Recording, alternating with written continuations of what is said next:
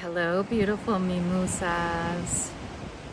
Welcome to our last few weeks in the tropical zodiac chart with Pisces. We are ending these last few weeks of the deep reset pause season, stop season.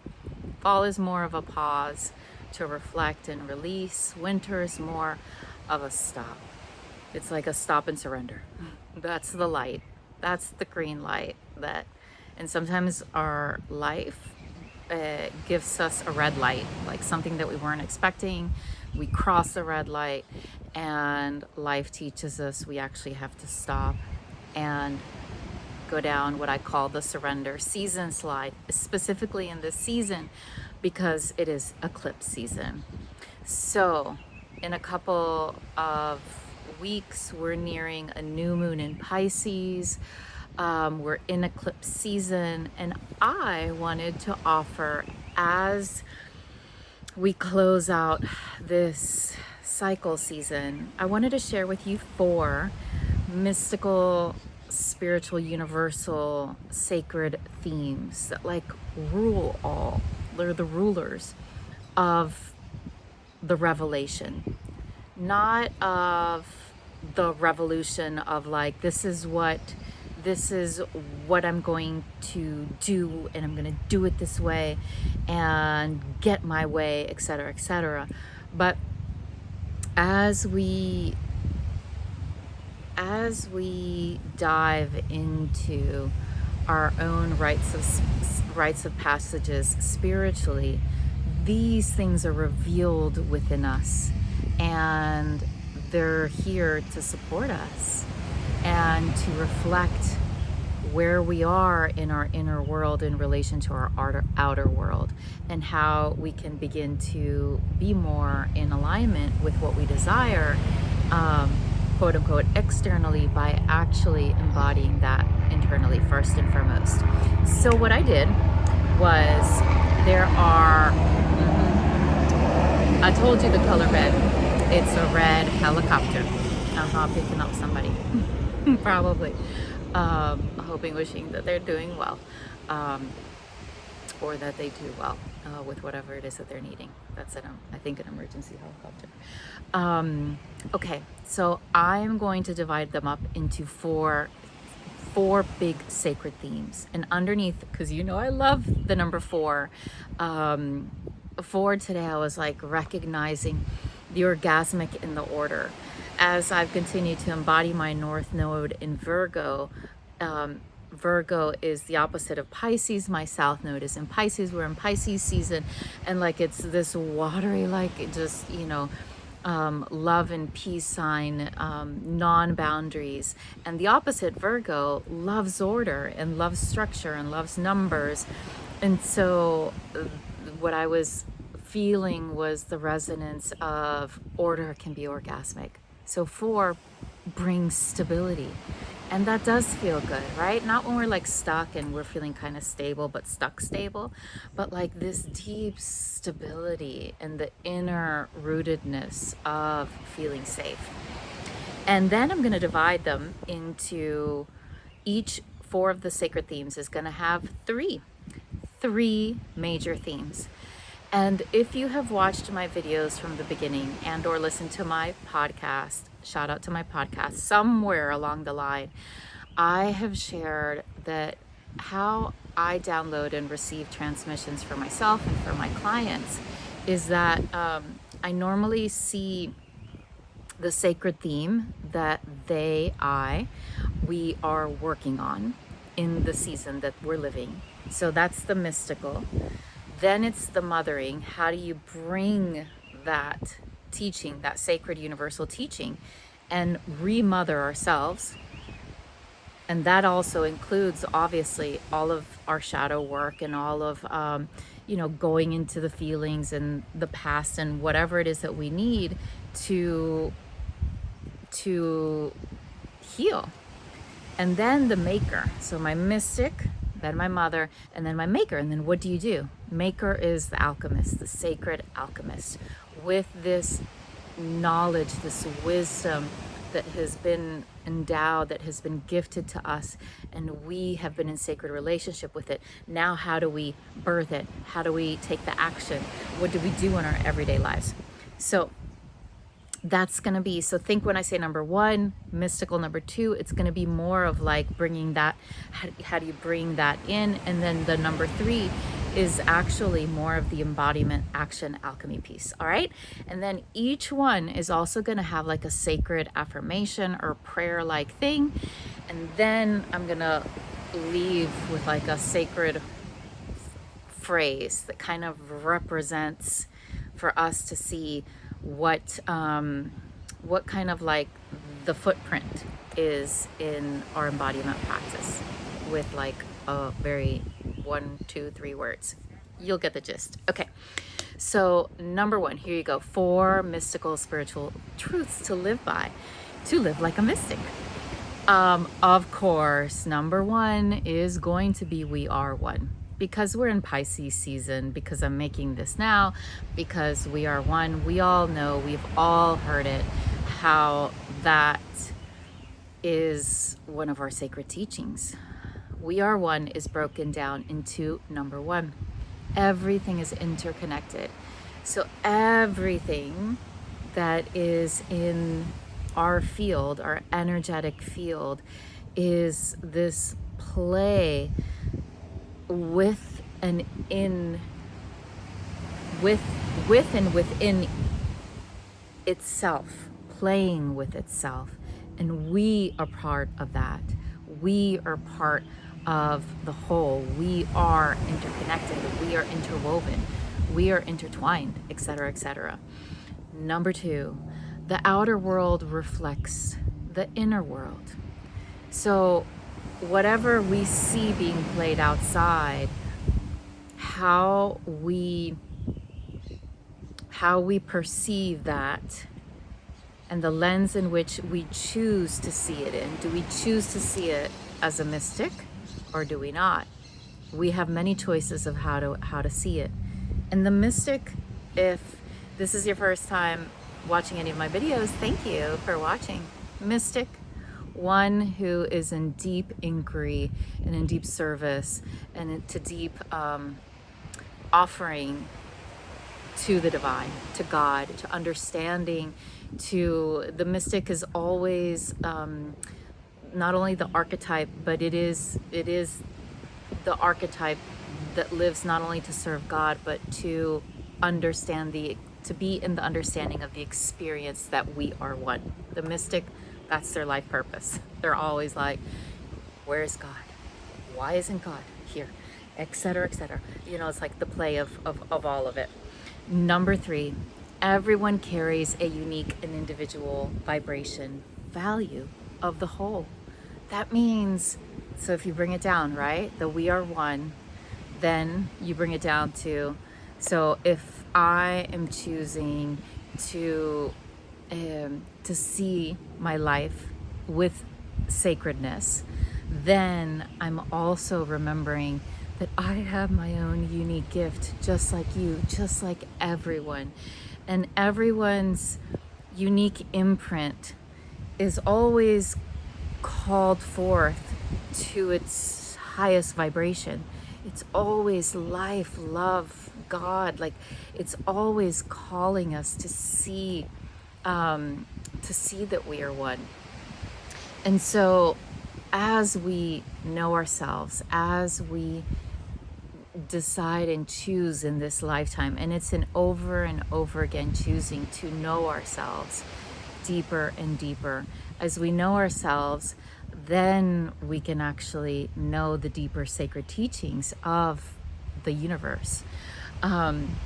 So that is the number one invitation in the We Are One, is to actually see yourself as a divine, holy, human, beautiful individual with your own unique gifts and shadows, etc., etc. Amen. And the affirmation or the words that come with We Are One is oneness is the orgasmic opening. So to remember time and time again, oneness over and over and over again, because we're gonna forget. We're going to feel separate. We're going to judge because we're human. And the more we can remember that oneness is the orgasmic openness, like that is the prayer, to remember as much as we can, obviously when we can't, to have grace with ourselves, but to remember over and over again, oneness is the orgasmic openness. And then the words that go with we are one, with the first big universal truth, is I see. You know how Avatar uses the beautiful phrase, I see you, a lot. And many people and or beings, that's kind of like the resonance when if you see someone's essence, once you see their essence from your essence, you see through all illusion, you see through all karma, you see through your separation, you see through all of the things that have kept you separate. So you can use those words to remind you of the we are one, the mystical truth. You can use I see, or you can use the affirmation, or you can go back. I'm actually gonna write these out so you all can have like the notes to my share today to see if that's helpful for you all. I believe you could copy and paste it and just also play with those and pull out the ones that you're most resonating with in this season. Number 2, I love this one. I love this one. I mean, you all know me, right? If you've been here before, my progressed moon is in Scorpio, and it will still be in Scorpio for I don't even know how long, like 10, 15 more years. So it's like it's depths, go in, surrender, go into the waters, go into the shadows, go deep. And it's that kind of it's the energy that attracts the depths. And why do I love this one? Because it includes death. And it's called Divine Daily Paradox. The Divine Daily Paradox. That, number 1, the wild mystery cannot be explained. The mystery cannot be explained, and it's paradoxical. I love spelling God with a W-E in between the G and the D. You all have heard me if you've heard my videos before. And allowing ourselves the grace to just kind of exhale and be like, I can't explain everything. I don't know everything. And there's this amazing play that happens where all of it is welcome. The light and the dark, the strength and the vulnerability, the day and the night. Like, we can't have the whole without having its opposites. And they're one in the same, just from a different lens, like a coin. So that's number 1. It's just the remembrance that we can't explain everything. We can have our holy transmissions. Each and every one of us unique beings can have our own sacred knowing, our own truths. They can feel like they are the one and only truth. And at the same time, we cannot explain it all. We cannot, as beings that were made as we are. We just cannot. And so that also, it like creates this freedom in our bodies that, again, how we choose to look at life through the sacred, it just frees us to keep that curiosity and that openness, to keep going deeper within. Number 2, everything is happening in service of our highest good, and everything is in divine timing. And you are supposed to be where you are. You are where you're supposed to be. This one is a real biggie. It's a real biggie. I dare to say it's one of the biggest ones because it's one of the most challenging ones. You see, I can't even say it. It's one of the most challenging ones to live because we're always like, but if we did, one more thing, but if we did this, the famous fixing words. If, it's the if, it's the never ending if. So this one, to remother ourselves into this sacred knowing is actually where I'm at right now. I wanted to share, this is definitely the one that I am at right now.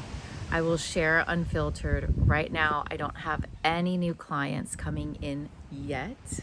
You see, I'm not saying no. They're coming. I can feel them. I can taste them. I can see myself. I'm living in the gratitude. I'm living in the vibration. I just offered a little while ago a transmission for a sister who needed it. So I see it. I see it. I see it. I see it. And everything is happening as it should. Everything is happening as it should. And as I've, here's some juicy, so y'all can get to know me a little bit more in this season. As I've been deepening in that prayer, because for me, all of these are prayers. They're all living entities inside of our own experience of the ecstasy and the daily. As I've been living this thread, I notice more and more. This has been a season for me to come into a deeper connection with my husband, to have the time and the spaciousness to reconnect in the daily with him and with my children, and to feel just the spaciousness that I've created in these last couple of years. But that would be the biggest gift that I have seen with that sacred knowing of everything's happening in divine timing, is that this is a prayer that I always wanted. I always wanted this type of relationship. I always dreamed of it. And I was actually, another confession, Scorpio confession secrets. I was actually speaking with another soul sister that I'm supporting with in her own relationship realm. And so I was telling her that my MO in the past for the longest time was to escape, abandon, avoid, etc., etc. And so in my relationship with my husband, I wanted this intimacy where we are right now. I wanted, etc., etc., but I wasn't living that, my own peace, not even like I wasn't living that to my own highest version of me with all of my imperfections. I realized that it wasn't, there was parts of me that thought in the back of my mind, like, and these are very shadowy pieces of like, of I can get this somewhere else. Someone else is going to give it to me better. He's not giving me this, but I see this person over there giving that to that person, and that's what I want, because you're also not giving me that. And so as I continued to just sit with all of those layers, there was a deeper longing to actually live that out with him in this lifetime. I could hear it, I can sense it, I knew it since I met him. And everyone else will have their own sacred stories. And if you're in a conscious relationship, which you chose, that is the number one. Like, go back to that resonance of sacred love and sacred unity that you chose to be in. Did you want it? Is it still alive?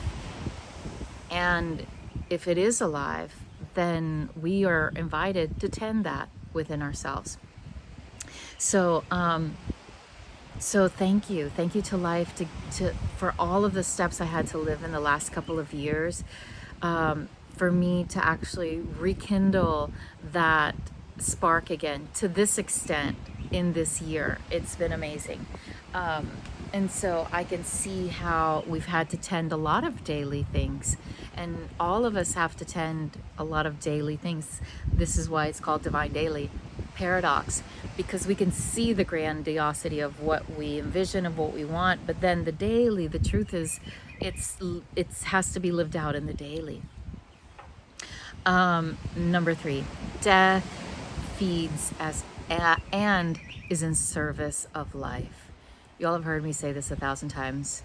It's also, especially, well, actually, it's in both my poetry books. Speak like the elephant in the room is death, in both, in both books, and in my life. I think that's one of my greatest gifts that I can offer others, is to be in that deep sacred relationship with death, with our own continual deaths that we go through, spiritually, emotionally, like all of the attachments. Say we had an opening, but then the emotions of our past life and our emotions of like the things we're still attached to, like for example in my relationship I was attached to the drama of like, you know, I pull back and then he has to come, he has to come to me, you know, like all of these patterns. And so death, as we release those, as we have those death seasons, that is actually what's serving our rebirth season right now. And it's literally being in sacred reverence to impermanence, to all of the seasons living together, and at the same time not being able to like stop just because it's quote unquote the end of winter. Like the sun is out here in South America. Like you might be living a beautiful sunny season in many areas of your life. You see, like there isn't a perfect order or sequence, and death is always an ally, a sacred ally that keeps rebirthing. It keeps feeding what will be rebirthed. Shout out to my books. You can find them on my website, jimenamosquera.com. And they are, like my work, if you like my vibe and my resonance in this way of like receiving sacred wisdom, spiritual wisdom, daily wisdom, etc., this is the type of work that I do in my one-on-one soul speak sessions, your magical makeover rebirth season, one-on-one sessions. And if you like my style and you would like to sign up for a session, again, you can go to jimenamosquera.com. And it's in the store, at the store, Soul Speak session. So the affirmation, invitation, the words that came through with number 2, the divine daily paradox, is drink your divine daily dose of death every day. Every day. It's like noticing. I had to do a lot of work. For those of you who know me, I had to do a lot of work in this lifetime. Obviously, you already heard with my husband, but with my children, oh my God. Yes, a lot. My beautiful children, I'm so glad that they chose me. So I was just thinking, it's hitting me again, kind of with the sacred mystical theme of everything is happening in divine timing. The impermanence, it's felt and lived like this as a mother, and also in sacred union relationship. It's this knowing where someone's coming at you, and oh, this is happening right now. I'll tell you another story. I leave my house, right, and I'm like, bitches, I'm going to my rancho. Mama's offline. Like, this is like my retreat. I'm very much like a homestead, a lighthouse energy. Like, I don't leave the sacred ground that I'm tending right now very often at all. And so coming to this specific space is almost like a retreat for me. So I'm like, don't come interrupt me, bitch. My beautiful middle daughter that I'm looking at right now, because I see her beautiful behind. Literally, as she comes from the ocean. She has come twice. And my son came in between my conversation and me supporting the other beautiful mystic. He came in. And I literally texted her a little while ago because I said, okay, I'm going to take you to lunch after this. And part of me was like, you interrupted me. But I'm going to be done with this. And I've been here for a couple of hours. I have received, right? My sacred medicine, I have received. And then I texted her. And I was like, this smirky thing of just like, when I told her, go away for like 40 minutes, I will text you when I'm done. And it's that wanting to like not only control but like have my space, but then control another person of like, you want your space, so then don't do this. So she literally, this is a whole, she's got many places where she can go be, but she chooses the second ranchito. But she has a dog, she's sun in Cancer, very sensitive, but also very like cloistered and enclosed. And so she also likes to be by me. She likes to feel that support of she actually loves the support of like what do they call it? Helicopter moms. So I texted her hey, I asked you, can you please go farther away? I'll come text you. Remember I asked you to be offline. Sent it. I'm like getting my computer ready to record. And then I'm like, shit, that's where the sacred teaching comes in. Of impermanence, of like, this is once in a lifetime. This is a once in a lifetime moment. Like, she wants me here. She wants to be near me.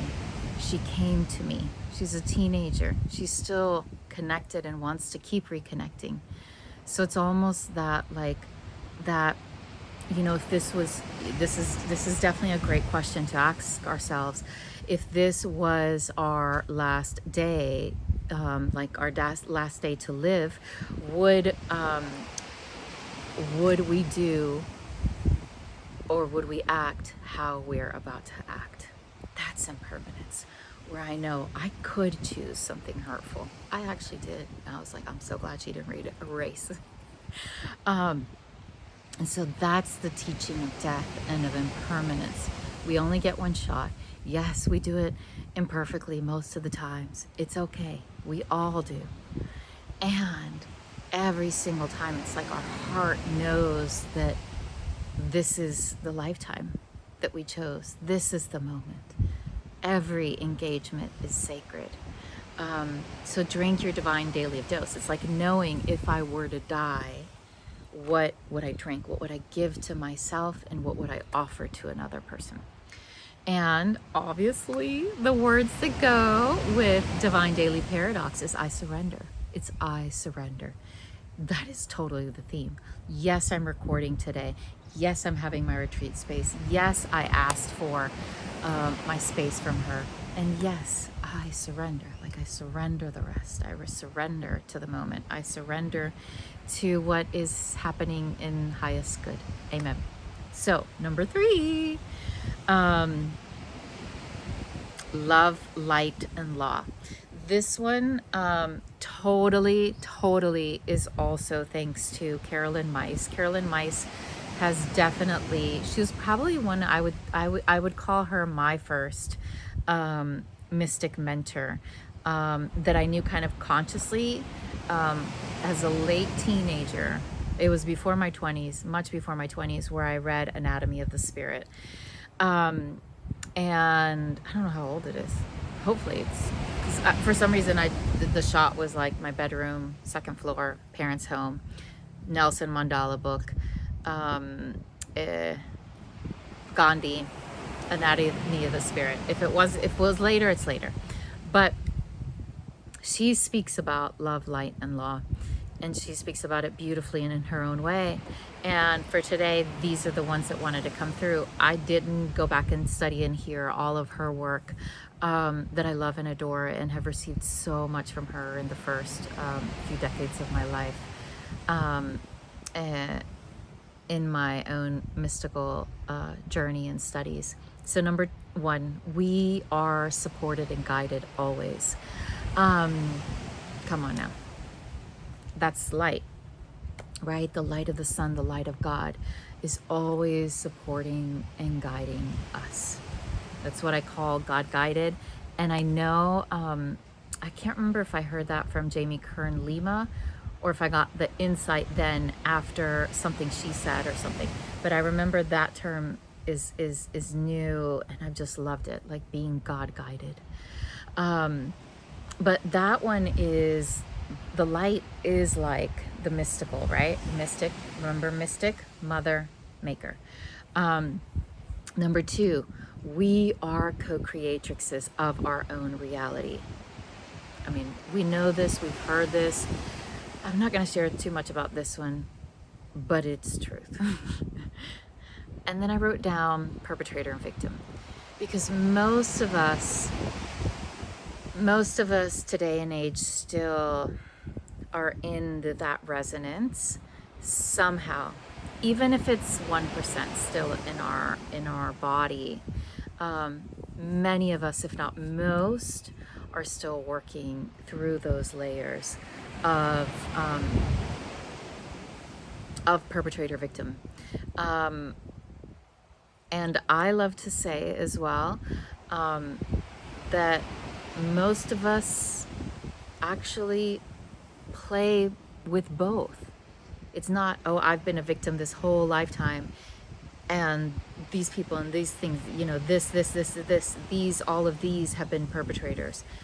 I have this poem where it's I hear speak of the patriarchy as if it was something that had landed or is outside of me or us or them. And it's like the more we recognize that power over the pushing, like everything that we think is patriarchy, if we visit every part within of ourselves and we don't see any of that being played out internally and in our 3D world, perfect. Then we get to say, I don't do part patriarchy.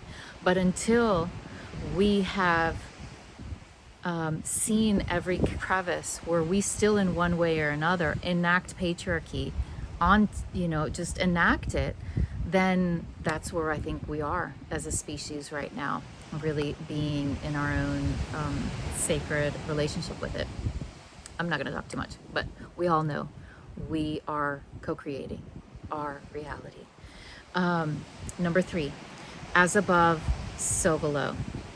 So that's the same, it's kind of like the same thing, right? Like if I'm still living perpetrator in this area of my life or living as a victim in this, you know, area of my life, like just think of that, like the energy, the sacred theme, as above, so below. That means that inside of my body, I am karmically now acting a storyline over and over and over again. Like it's the same scene, like in a movie. You watch one movie and then you go to another type of movie, but it's the same energetic theme. You're gonna keep reliving it. So one of our sacred thoughts that we can keep, you know, one of my last videos where it's called Which Words Which, that we keep using is love thy teacher. Like an affirmation, like I love my teacher, I love my teacher. And I don't no propongo, I don't promote us saying these things if we don't really feel them. No. You could say, this is what I was teaching in that video. May I love that messenger, that teacher that is trying to share a message. May I open myself up to that sacred message that person is trying to teach me. That's something that we can actually practically do, because what we know is that what we resist persists. So if we're saying, no, we're gonna heal until this, then if there's something energetically there that we still have to be tending, it's going to show up one way or another in another area of our life until we tend to neutralize that energy. And I wrote this down because it just reminded me so beautifully, like this sacred universal theme reminded me that in the 3D realm, we have sacred mystical teachings doing this. I love thy teacher. The moms out there who are actually, who have forgiven most of the sons who have shot their sons. You know, if you look online, it's the most beautiful thing. Like, just look up, moms forgiving the son's shooter. You'll find that. And these women knew that they had to mother, they had to give, they had to heal, they had to forgive. So they were doing their own sacred inner work, but they were being the teacher. And then the person who's on the other end is the one who has to recognize that the mother, the mother also recognizes that that person, the shooter, is the teacher, right? The teacher is teaching her how to share her soul gifts in that situation, in that soul contract. There's a beautiful, what's her name? I can't remember her name right now. Amber Hartnell. Amber Hartnell is a survivor of abuse, and her being able, from her father, and her being able, we're at 10%, so I'm gonna have to hurry. Her being able to heal and forgive him during that season that she was living, and start to have ecstatic awakenings, that also is the neutrality of what happens when you bring down the teachings that I am co-creating my own reality. So yes, this has happened. Yes, I'm not condoning. I am not saying this is right. I am not saying anything like that. And I am saying that we all come in with our own sacred contracts that we literally have to like check. Like, this sacred contract taught me this. Check. This one, you know, like check. So until it's embodied in our being, we can't move. I mean, we can move on, but that course is going to come back in one way or another, in another area of our life. Okay. Sacred affirmation: lead with love and light. Love is. I lead with love and light. I lead with love and light. So the law, remember that the law is the karma piece: love, light, and law. So the love, right? What we're going through the experiences of, we are being supported, even when we feel like we are not being supported, we are being supported. And there's going to be a sacred teaching that we are going to literally be in co-creation with what and how we choose to move within that experience and out through our bodies. So we leave with love and light. And that gives us, I am satiated. This third mystical truth, the more we embody and practice the three that I said within love, light, and law, there's like this satiation of, like, I'm satiated with my life. I'm satiated with being born underneath this, system, this culture, this, et cetera, the things that I chose in this lifetime, et cetera. And I continue obviously to choose and to, and new ones that are reborn. Okay, the fourth one: gratitude for the grace, the gifts, and the grief. Gratitude for the grace, the gifts, and the grief. So everybody, their mother, their daughters, their sisters, everybody talks about gratitude in this last decade. I think it's one of the biggest themes that gratitude journals, gratitude rituals, gratitude prayers, gratitude, write gratitude lists, et cetera. If you heard me speak, There are seasons where we do feel gratitude, and there's seasons when we don't. I am not proponiendo that you make yourself be in a gratitude season if you're not. That's where we go to the may I, the prayers, and the release, the fall witchy word statements of may I release, like may I let go, may I open, like it's almost like an offering. Like, I see gratitude is important, everybody speaks about it, like I wish I could do it, but I can't do it right now. So that's the truth of where I am. So you use the language, you use that curriculum until gratitude arrives. Okay, number 1, service towards the sacred. So when we're in the resonance of, oh my God, this is my life, this was bestowed upon me, these soul gifts are inside of me. Now, how can I be in sacred service of my soul gifts in order to serve others? Without sacrifice. We are in a new era. Number 1, numerology. You'll be, I don't know for how long you'll be hearing me say this, because it's also a new renewal season of no sacrifice, no having to sacrifice, no having to like be shackled, continuing to feel shame and the shoulds. So continuing to allow ourselves not service with sacrifice, but service towards what is sacred inside each and every one of us. So an invitation during this Pisces new moon upcoming season is, what are we in service of? Because this is a spiritual reset time, new moon in Pisces. It's a surrender period. It's like, okay, I learned this, spiritually speaking, right? And then dream again. It's like the dream again season of I'm ready for the next rite of passage spiritually. Number 2, it only gets more beautiful. I love this one. This is probably one of my favorite ones. After my dark night of the soul season, after I had my yes to life, after I continued to practice all of these things, there was a moment where I woke up and I was in a good mood. Waking up. I had not known that. I don't know for how long. I mean, years, I know. But I remember waking up that day and I was like, oh, this feeling. And I remember it's only grown ever since then. So it is true. It only gets more beautiful. Joy is your jubilee journey.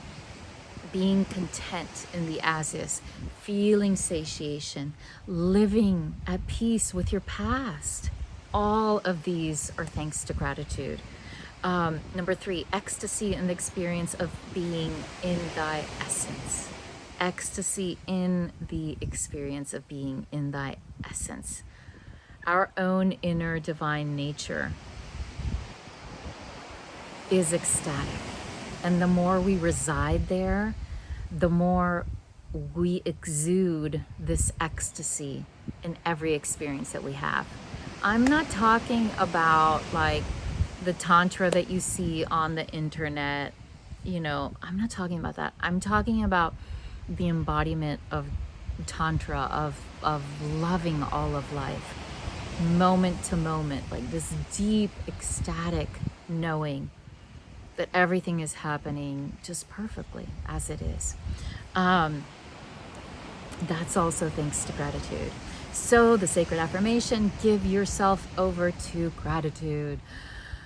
Give yourself over.